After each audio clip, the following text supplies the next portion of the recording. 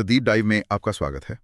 आज हम एक ऐसे व्यायाम की चीर फाड़ करने वाले हैं जो दिखने में शायद बहुत ही साधारण लगता है। हाँ, पिलेटेस रिफॉर्मर पर बस अपने पंजों को एक बार पर लपेटना। जिले कहते हैं रैप द टोज। और देखिए, हमारे पास जो स्रोत है वो पिलाटेस विशेषज्ञ कैरोलिन बर्जर और खेल पत्रकार फरीद गरबी के बीच हुई एक बहुत ही गहरी बातचीत है जी। और इसमें वो इस मामूली सी दिखने वाली हरकत के पीछे जो असाधारण विज्ञान है उसे परत दर परत खोलते हैं। बिल्कुल।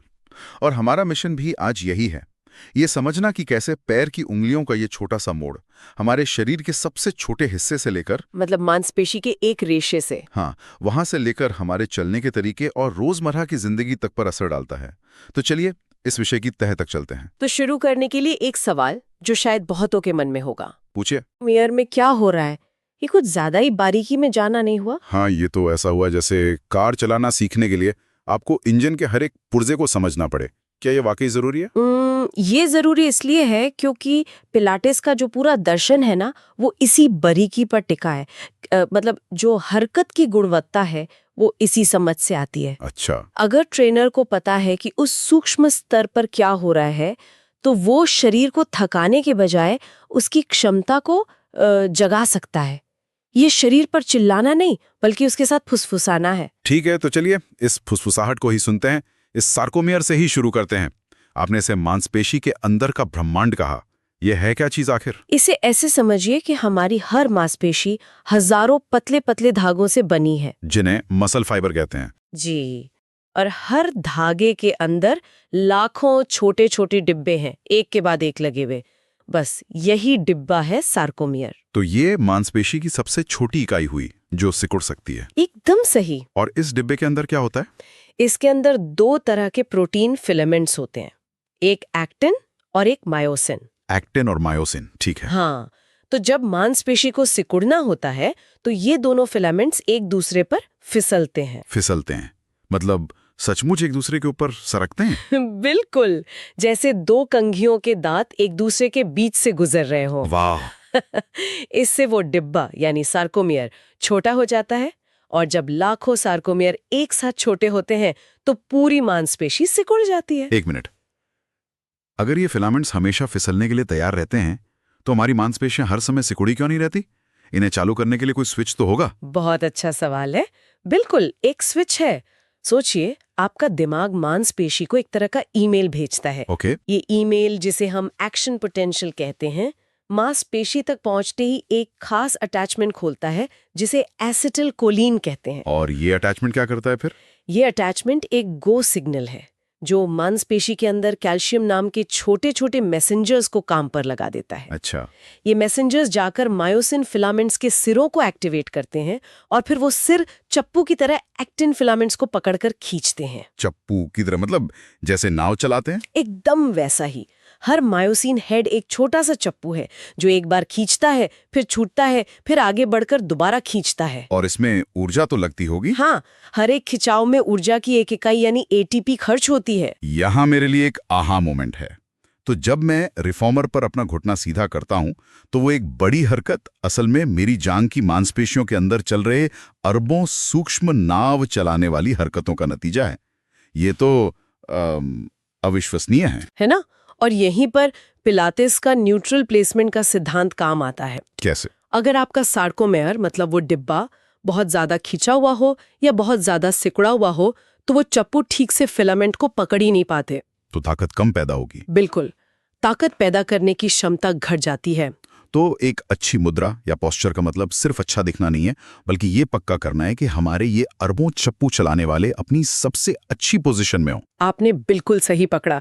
न्यूट्रल प्लेसमेंट का मतलब ही है सार्कोमेयर को उनकी आदर्श लंबाई पर रखना जहां वे सबसे कुशलता से ताकत पैदा कर सकें। ये तो स्थूल स्तर पर सूक्ष्म स्तर का सामंजस्य है। जी, ये अविश्वसनीय है। मतलब हर बार जब मैं घुटना मोड़ता हूं तो मेरे अंदर ये आणविक स्तर की सिम्फनी चल रही होती है। लेकिन मुझे हैरानी है, इस ऑर्केस्ट्रा का कंडक्टर कौन है? इसे कौन बताता है कि कब और कितनी जोर से काम करना है? बहुत बढ़िया सवाल। इस ऑर्केस्ट्रा का कंडक्टर है हमारा तंत्रिका तंत्र यानी नर्वस सिस्टम। अच्छा। मांसपेशी का फाइबर अपने आप में कुछ नहीं है, वो अपने न्यूरॉन मतलब तंत्रिका कोशिका के बिना कुछ नहीं कर सकता। तो हमारा शरीर इन सभी मांसपेशियों को कैसे सक्रिय करता है? क्या ये एक साथ सब पर चिल्लाता है कि चलो काम पर लगो? नहीं, और यहीं पर शरीर की समझदारी दिखती है। वो हेनमिन के नियम का पालन करता है। हेनमिन का नियम? हाँ, इसे ऐसे समझिए जैसे आप एक भारी बक्सा उठाने की कोशिश कर रहे हैं। आप पहले अपनी छोटी स्थिर करने वाली मांसपेशियों का इस्तेमाल करते हैं, जैसे पेट और पीठ की गहरी मांसपेशियां। हाँ। जब आप देखते हैं कि काम नहीं बन रहा, तब आप अपनी बड़ी शक्तिशाली मांसपेशियों को, जैसे हाथ और जांग की मांसपेशियों को काम पर लगाते हैं। मतलब शरीर हमेशा ऊर्जा बचाने की कोशिश करता है, पहले छोटे खिलाड़ियों को भेजता है और जरूरत पड़ने पर ही बड़े खिलाड़ियों को मैदान में उतारता है। एकदम सही। और पिलेट्स का पूरा तरीका इसी नियम पर आधारित है।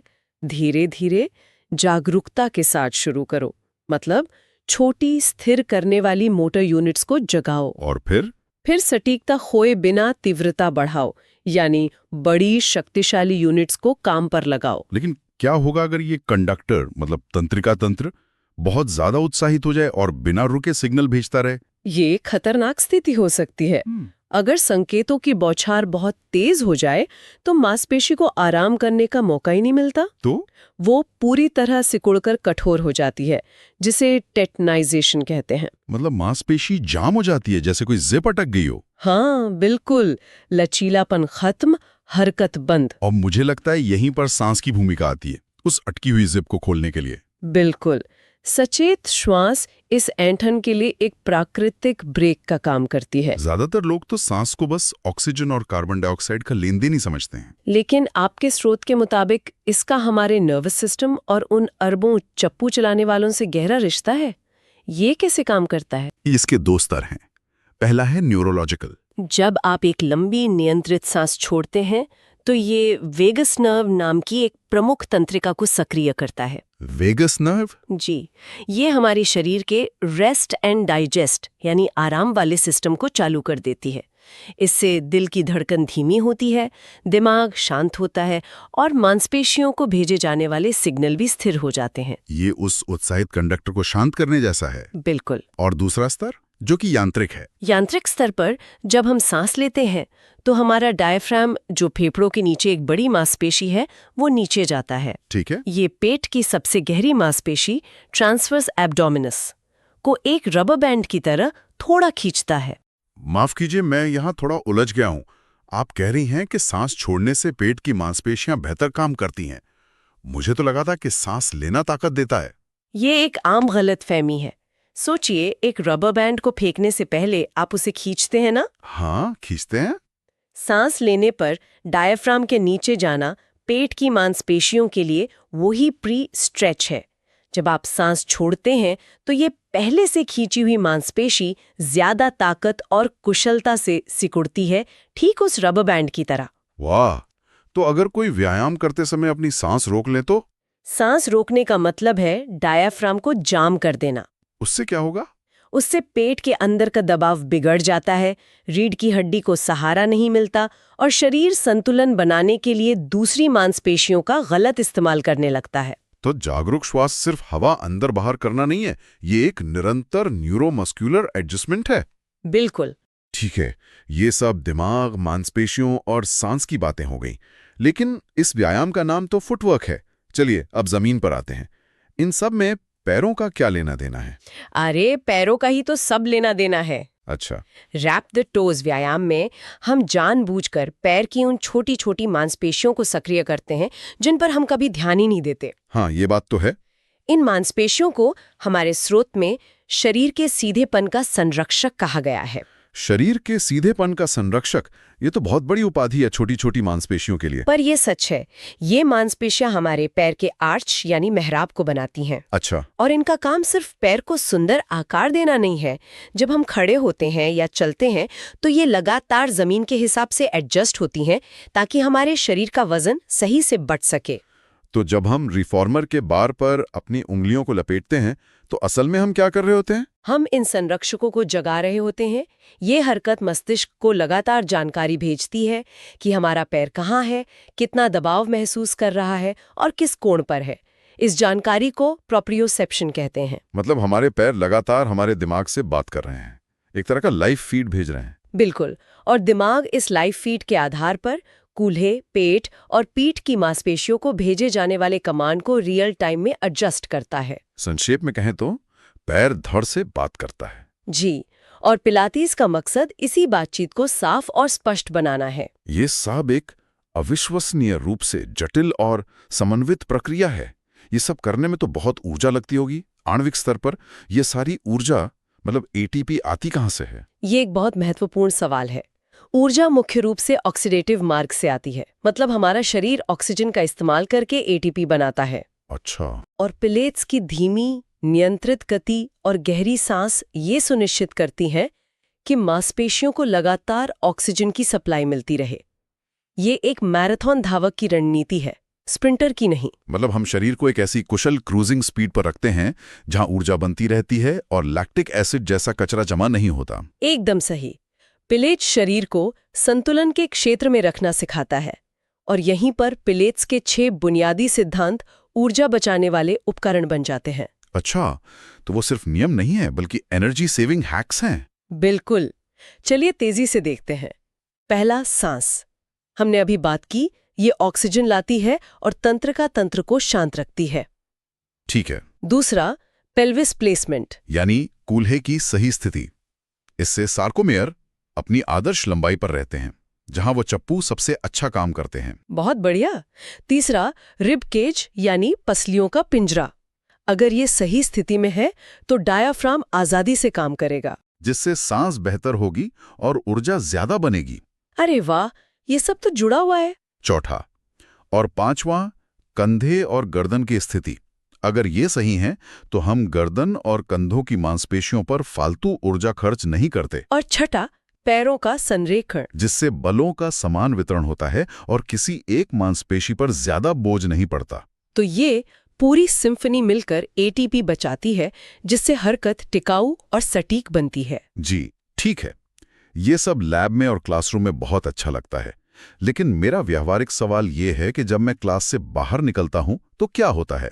इसका असल दुनिया में क्या फायदा है? इसका फायदा बहुत सीधा और गहरा है। इसे कार्यात्मक हस्तांतरण कहते हैं। समझाइए जरा। जैसे चलना। जो व्यक्ति समझता है कि बार पर अपने पैर की उंगलियों को कैसे लपेटना है, वो असल में अपने पैरों के आर्च को जगा रहा है।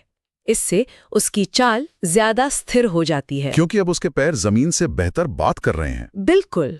और सीढ़ियां उतरने जैसे कामों के बारे में क्या?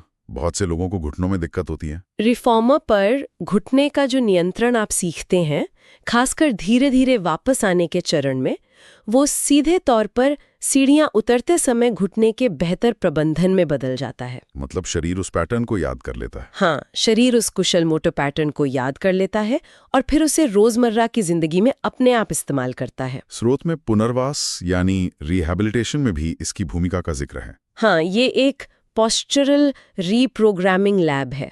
ये घुटने की चोट, पीठ के पुराने दर्द और खास तौर पर वरिष्ठ नागरिकों में संतुलन की समस्याओं के लिए बहुत फायदेमंद है। अच्छा। ये पैर की प्रोप्रियोसेप्शन को फिर से सक्रिय करता है, जो गिरने से बचाने के लिए सबसे जरूरी चीज है। आपने धीरे धीरे वापस आने की बात की। स्रोत में इस वापसी के चरण को बहुत महत्वपूर्ण बताया गया है, ऐसा क्यों? हाँ, इसे इसेंट्रिक कॉन्ट्रैक्शन कहते हैं। इस चरण में मांसपेशी सिकुड़ने के बजाय तनाव के तहत लंबी होती है। ओके। हमारी वो आणविक चप्पू फिसलने का विरोध कर रहे होते हैं।